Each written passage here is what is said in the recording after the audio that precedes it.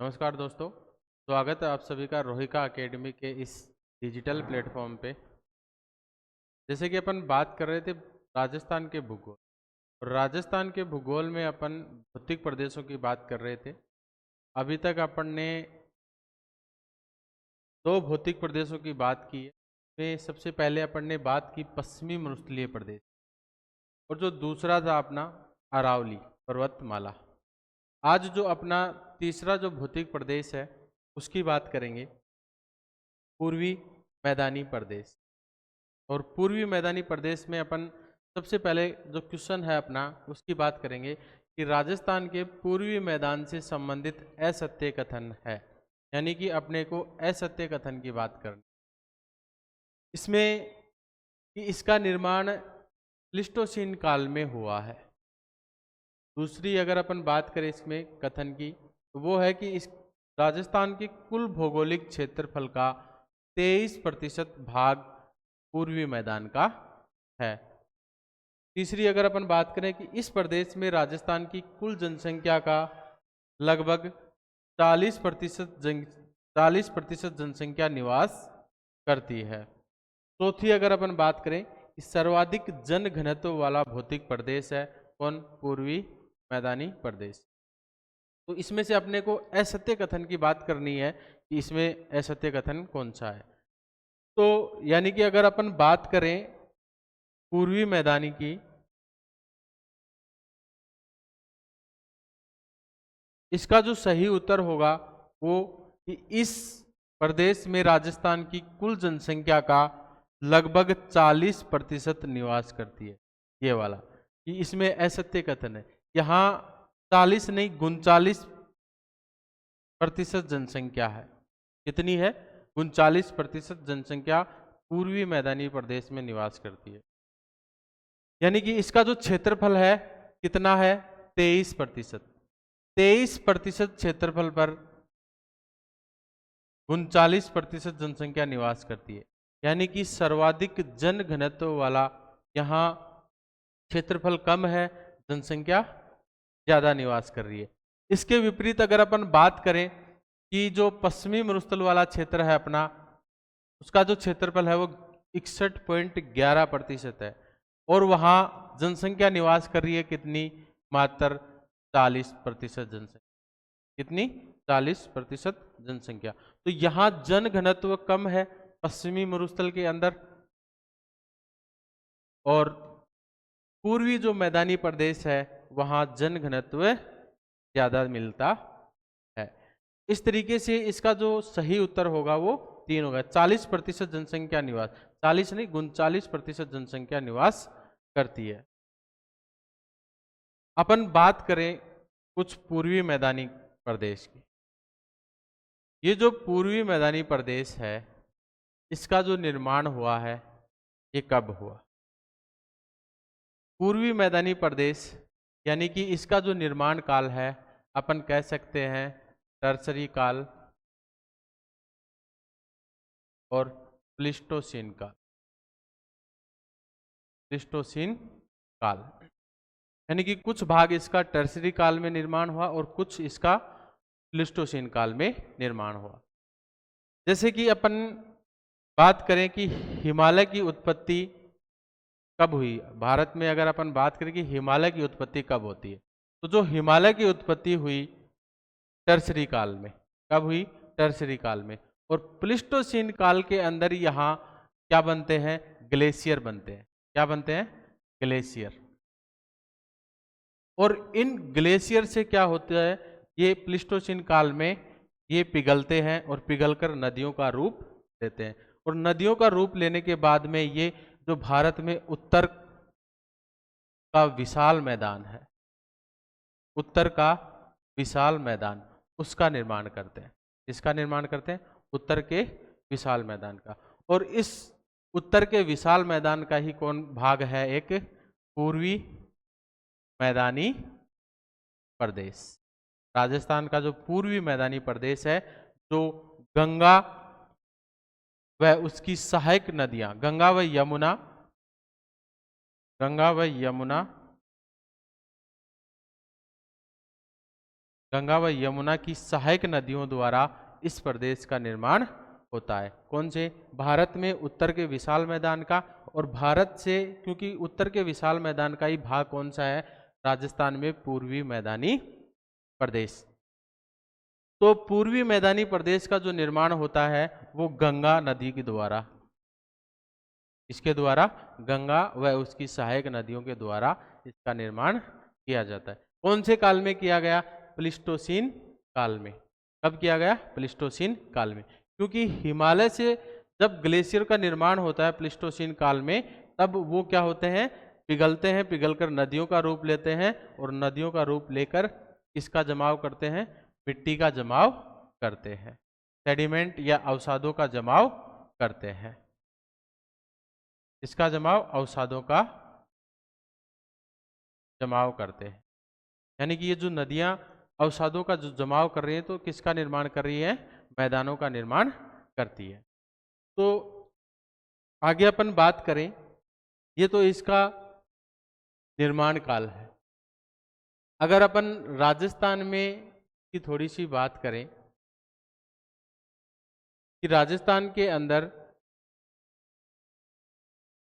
जो पूर्वी मैदानी प्रदेश है,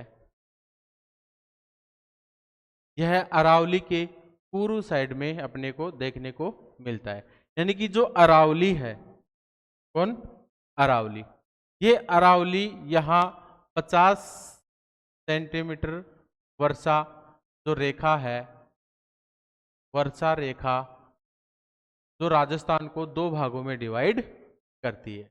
कौन सी? 50 सेंटीमीटर वर्षा रेखा जो अरावली के यहाँ मिड से गुजरती है, जो राजस्थान को दो भागों में डिवाइड करती है। तो अरावली के पूर्व साइड में पूर्वी मैदान का विस्तार हमें देखने को मिलता है। यहाँ जो इसका जो क्षेत्रफल है कुल राजस्थान का कितना है? 23% भाग या हिस्सा है, जिसमें 39% जनसंख्या यहाँ निवास करती है। और यह राजस्थान का खाद्यान्न की दृष्टि से, या कह सकते हैं कृषि के दृष्टि से, बहुत ही महत्वपूर्ण भौतिक प्रदेश है। इसे खाद्यान्न का कटोरा भी कहा जाता है।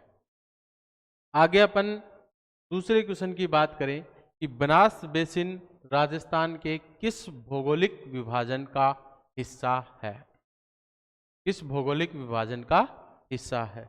अगर अपन देखें, अभी अपन ने बात की पूर्वी मैदानी प्रदेश, पूर्वी मैदानी प्रदेश। इस पूर्वी मैदानी प्रदेश को अपन सामान्यतः नदी बेसिनों के आधार पे 3 भागों में डिवाइड कर सकते हैं। कितने भागों में डिवाइड कर सकते हैं?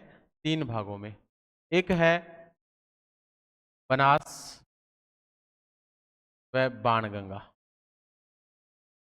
बनास व बाणगंगा का मैदान। दूसरा है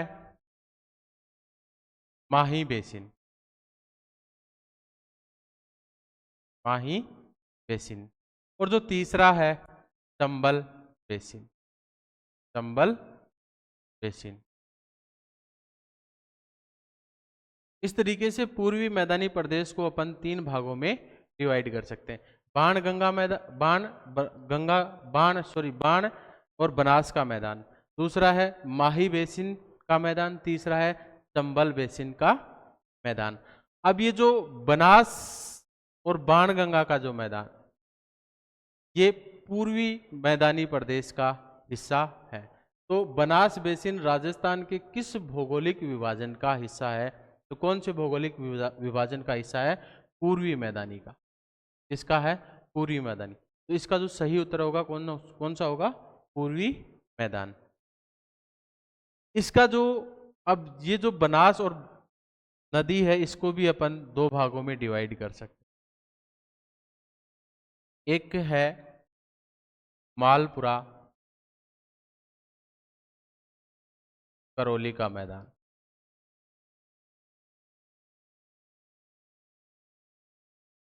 मालपुरा करौली का मैदान।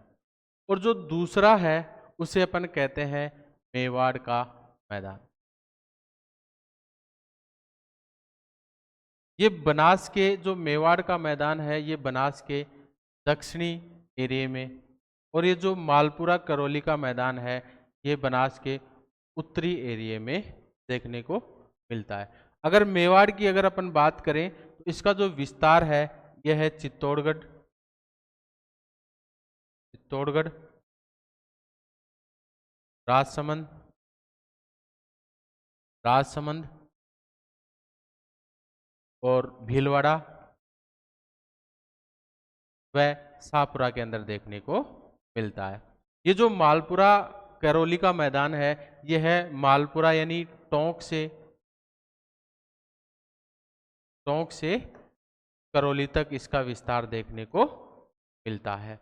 तो इस तरीके से अपन जो पूर्वी मैदानी प्रदेश है इसे 3 भागों में डिवाइड कर सकते हैं।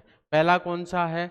बनास बाणगंगा का मैदान, दूसरा है माही बेसिन का मैदान, और तीसरा कौन सा है? चंबल बेसिन का मैदान।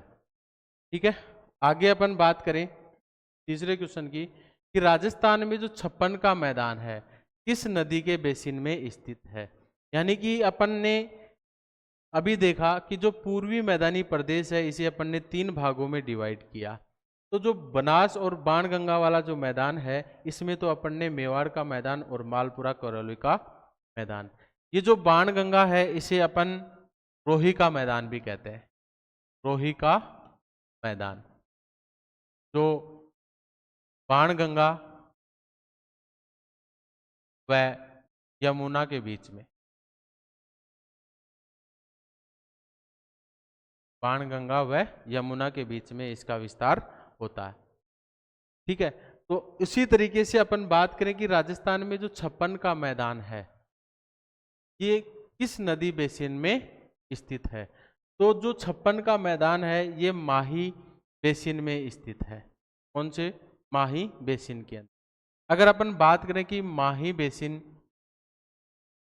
तो नाम से ही अपने को प्रतीत हो रहा है कि जो माही नदी द्वारा इसका निर्माण किया गया है वो कौन सा प्रदेश?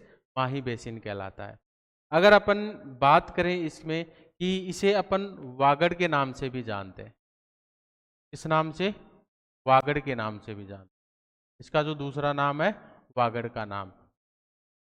इसका जो विस्तार है यह है दक्षिणी राजस्थान में देखने को मिलता है, जहां डूंगरपुर,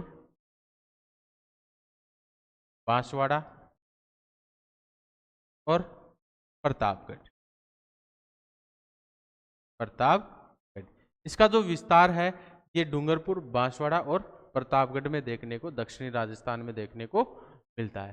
तो ये जो 56 का मैदान है, यानी कि ये आरपीएससी ने पता नहीं विभिन्न एग्जामों में कितनी बार ये 56 का मैदान है।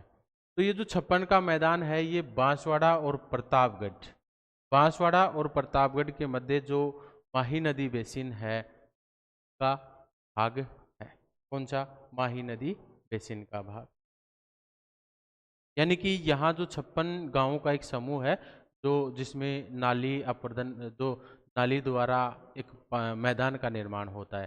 कह सकते हैं कि एक 56 गांवों का समूह जिसमें माही बेसिन द्वारा इस प्रदेश का निर्माण होता है उसे 56 का मैदान कहते हैं। चौथा अगर अपन बात करें कि काठल राजस्थान में कहा जाता है, काठल राजस्थान में कहा जाता है। तो जो माही नदी बेसिन है इसके अंदर जो प्रतापगढ़ वाला क्षेत्र है उसका जो नदी तटवर्तीय जो क्षेत्र किस नाम से जाना गया? प्रतापगढ़ में स्थानीय नाम काठल के नाम से जाना गया।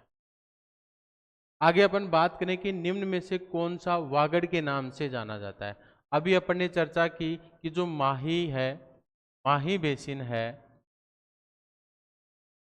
माही बेसिन है इसे वागड़ के नाम से भी जानते हैं। तो मध्य माही का मैदान है इसे वागड़ के नाम से भी जानते हैं। आगे अपन बात करें कि राजस्थान में मालपुरा करौली का मैदान किस नदी बेसिन का भाग है। अभी अपन ने चर्चा की थी बनास जो बेसिन है, अभी अपन ने बनास को 2 भागों में बांटा था, बनास नदी को दो भागों में बांटा था, एक मेवाड़ का मैदान और एक मालपुरा करौली का मैदान। मालपुरा करौली का मैदान। तो कौन से नदी बेसिन का भाग है मालपुरा करौली? बनास बेसिन का भाग है।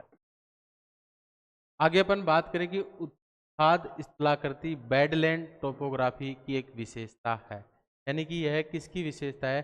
चंबल बेसिन। यानी कि चंबल बेसिन एक अवनालिका अपर्दन के द्वारा अवनालिका अपर्दन के द्वारा यह नदी बहती है। यानी कि जहाँ मैदानों का कटाव हो रहा है, इस नदी के बहने से कहीं ऊंचे भाग कहीं नीचे भाग, यानी कि वो जो भूमि है वह उबड़ खाबड़ हो जाती है। और वह भूमि उबड़ खाबड़ होने की वजह से कैसी हो जाती है? बंजर हो जाती है। उसे कहते हैं बीहड़ क्षेत्र। क्या कहते हैं? बीहड़ क्षेत्र। यानी कि वहाँ अनुपजाऊ मिट्टी देखने को मिलती है, वहाँ खेती कार्य बिल्कुल भी नहीं किया जाता। तो जो उत्खाद स्थलाकृति बेडलैंड जो टोपोग्राफी है, ये चंबल बेसिन में देखने को। डांगलैंड किसका भाग है? तो ये डांगलैंड है, ये करौली पठार। किसका भाग है? करौली पठार का भाग है। यही चंबल बेसिन नदी के सहारे डांग प्रदेश है। अभी अपन ने बताया कि ये जो बीहड़ क्षेत्र जिसको अपन बोलते हैं, जो बेडलैंड टोपोग्राफी होती है चंबल बेसिन, उसे अपन डांग क्षेत्र के नाम से भी जानते हैं। और इसका जो विस्तार है यह सवाईमाधोपुर, करौली, धौलपुर, कोटा, बूंदी जो बीहड़ युक्त क्षेत्र है वहां देखने को मिलता है। तो जो डांग प्रदेश है, जो सवाईमाधोपुर, करौली, धौलपुर, कोटा, बूंदी, बीहड़ युक्त जो क्षेत्र है उन्हें कहते हैं, यानी कि चंबल बेसिन वाला जो क्षेत्र है। आगे अपन बात करें कि बनास मैदान के संदर्भ में निम्न कथनों पर विचार कीजिए। यह मैदान कृषि के लिए अनुपयुक्त है। पहला कथन है कि यह मैदान कृषि के लिए अनुपयुक्त है। दूसरा, इसकी औसत समुद्र तल से जो ऊंचाई है वह 150 से 300 मीटर है। कितनी है? 150 से 300 मीटर। चौथी, अगर अपन बात करें कि जलोढ़ मृदा का जमाव पाया जाता है। इसके बाद में अपन देखें इसका ढाल पश्चिम की ओर है। तो सबसे पहले अपन बात करें कि जो बनास मैदान है ये अनुपजाऊ नहीं, अनुपयुक्त नहीं है, यहाँ खेती की जाती है। ठीक है, तो यह उपयुक्त क्षेत्र है, या कह सकते हैं अपन ये उपजाऊ क्षेत्र है, यहाँ कृषि कार्य किया जाता है। दूसरी, अगर अपन बात करें कि जो औसत समुद्र तल से जो ऊंचाई है वो 150 से 300 मीटर होती है। अभी अपन ने थोड़े दिन पहले बात की थी जो पहली दूसरी क्लास में कि अपने राजस्थान के अंदर विभिन्न प्रकार के अपन ने जो भौतिक प्रदेशों को बांटा है वो उच्चावचों और जलवायु के आधार पे बांटा है। इसके आधार पे उच्चावचों और जलवायु के आधार पे बांटा। अगर अपन बात करें अरावली की, तो सबसे ऊंचा जो भाग है अपने राजस्थान का वो कौन सा है? अरावली। उसके बाद में आता है हाड़ौती का पठार, उसके बाद में मैदान, और उसके बाद में जो पश्चिमी मरुस्थल क्षेत्र है वो। यानी कि इसकी जो औसत ऊंचाई है, अपन अरावली की बात करें, सबसे ऊंचा राजस्थान के अंदर अरावली, इसकी जो औसत ऊंचाई है वो 930 किलोमीटर, या अपन कह सकते हैं 900 मीटर। अगर अपन बात करें इसके जस्ट नीचे हाड़ौती के पठार की, तो इसकी जो औसत ऊंचाई है वो 500 से 600 मीटर तक देखने को। जो पूर्वी मैदानी प्रदेश है उसकी जो औसत ऊंचाई है वो लगभग 150 से 300 मीटर तक देखने। अगर अपन इसकी औसत बात करें तो लगभग 200 मीटर तक देखने को मिलती है। तो ये जो अपने तीन क्षेत्र थे, जो तीन भौतिक प्रदेश थे, अरावली, हाड़ौती का पठार और कौन सा? पूर्वी मैदानी प्रदेश। जो चौथा बचा हुआ अपना कौन सा? ये वाला जो मरुस्थल, पश्चिमी मरुस्थल क्षेत्र है, ये जलवायु के आधार पे वर्गीकरण किया गया, उच्चावच के आधार पे नहीं किया गया। यानी कि उच्चावच के आधार पे अपने पास में 3 ही भौगोलिक प्रदेश हैं। कौन कौन से? अरावली, पठारी क्षेत्र और मैदान। तो जो बनास मैदान है इसकी जो औसत ऊंचाई है, क्योंकि यह बनास किसका भाग है? पूर्वी मैदानी प्रदेश का है, तो इसकी जो औसत ऊंचाई है वह 150 से 300 मीटर तक देखने को मिलती है। तो ये कथन इसका सही है। और यहाँ जो मिट्टी हमें मिलती है, जो उपजाऊ मिट्टी देखने को मिलती है, तो ये जलोढ़ मृदा यहाँ जमाव पाया जाता है। इसका जो ढाल है वो पूर्व की ओर है। किधर है? पूर्व की ओर। पूर्व की ओर ढाल है इसका, न कि पश्चिम की ओर। तो इसका जो सही उत्तर होगा वो होगा बी व केवल बी व। आगे अपन बात करेंगे रोही दो आब प्रदेश है। अभी अपन ने जो रोही का मैदान कहा है, रोही का मैदान बाणगंगा, बाणगंगा नदी या बेसिन, बाणगंगा नदी, उसे अपन रोही का मैदान कहते हैं। अगर इसका विस्तार देखें अपन तो यह है कोटपुतली, कोटपुतली बहरोड से भरतपुर, कोटपुतली बहरोड से भरतपुर। भरतपुर जो अभ्यारण्य है, केवलादेव अभ्यारण्य, पक्षी अभ्यारण्य, वहां तक इसका विस्तार देखने को मिलता है। तो इस ये जो दो नदियों के बीच में है उसे अपन कहते हैं दो आब क्षेत्र, यानी कि वह भूमि जो दो नदियों के बीच में स्थित होती है उसे क्या कहते हैं? दो आब क्षेत्र। तो ये जो रोही है, तो रोही अपन ने किसको कहा है? बाणगंगा वाली जो बेसिन है उसको अपन रोही का मैदान भी कहते हैं। तो इसका जो विस्तार है ये बाणगंगा व यमुना नदियों के मध्य देखने को मिलता है। तो उसे जो रोही दोआब प्रदेश है वहाँ बाणगंगा व यमुना नदियों के मध्य। तो इसका जो उत्तर होगा 3। आगे अपन बात करें कि राजस्थान में कौन सा भू क्षेत्र बीहड़ स्थलाकृति हेतु संपूर्ण भारत में जाना जाता है। अभी अपन ने बात की जो बेडलैंड ट्रोपोग्राफी है ये चंबल बेसिन में देखने को, इसे अपन बीहड़ क्षेत्र या डाकुओं की शरण स्थली भी कहा जाता है। आगे अपन बात करें कि पूर्वी बेसिन मैदान का भाग नहीं, अपने को पूर्वी बेसिन मैदान का भाग अपन ने पूर्वी जो प्रदेश है उसको 3 भागों में डिवाइड किया था। पहला बनास बाणगंगा का मैदान, दूसरा माही का मैदान और तीसरा चंबल का मैदान। तो जो इसमें कौन सा नहीं है? तो चंबल का तो है अपने पास पूर्वी बेसिनी मैदान, रोही का मैदान जिसे अपन बाणगंगा मैदान भी कहते हैं, और बनास बेसिन बिल्कुल है, बनास बेसिन भी पूर्वी मैदानी प्रदेश का ही। इसमें से अपने पास में कौन सा बचा? लूनी बेसिन। तो ये जो लूनी बेसिन है यह है पश्चिमी मरुस्थल का प्रदेश है। अपन ने जैसे पश्चिमी मरुस्थल को भी शुष्क और अर्ध शुष्क 2 भागों में बांटा, शुष्क को भी 2 भागों में बांटा, अर्ध शुष्क को अपन ने 4 भागों में बांटा, घग्गर का मैदान, शेखावाटी का मैदान, नागौरी उच्च भूमि और लूनी बेसिन। तो ये जो लूनी बेसिन है ये पश्चिमी मरुस्थल का प्रदेश है, न कि पूर्वी मैदानी। इसी तरीके से अपना ये जो सेशन था ये 13 जो क्वेश्चन है अपने पास में ये पूर्वी मैदानी प्रदेश से संबंधित हैं।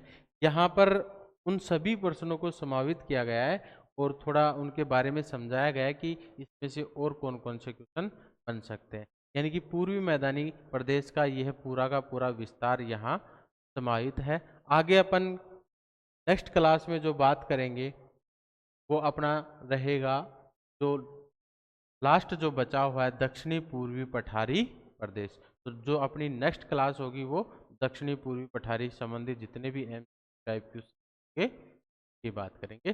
धन्यवाद।